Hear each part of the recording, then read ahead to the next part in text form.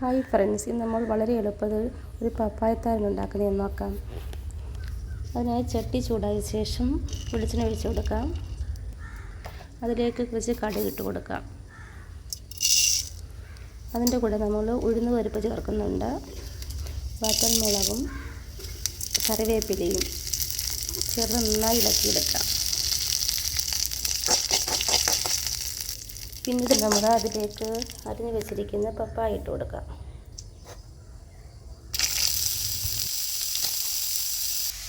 പിന്നീട് മിക്സിയുടെ ജാറിലേക്ക് തേങ്ങ ഇട്ട് കൊടുക്കാം.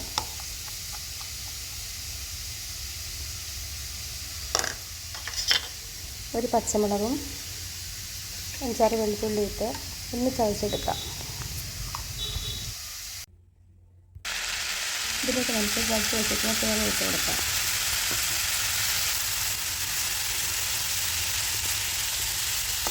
ഒന്ന് ഇളക്കിയതിന് ശേഷം ചതച്ച വറ്റൽമുളക് ഇട്ട് കൊടുക്കാം.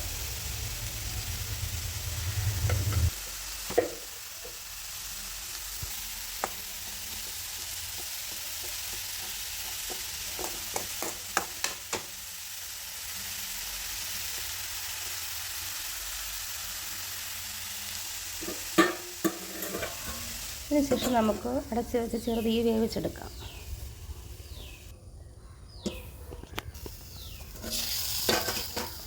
അങ്ങനെ നമ്മുടെ വളരെ ടേസ്റ്റി ആയിട്ടുള്ള കപ്പയ്ക്കത്തത്തോടെ റെഡി ആയിട്ടുണ്ട്.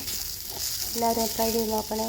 വീഡിയോ ഇഷ്ടമായാൽ ലൈക്ക് ചെയ്യാനും ഷെയർ ചെയ്യാനും മറക്കല്ലേ. Thanks for watching this video.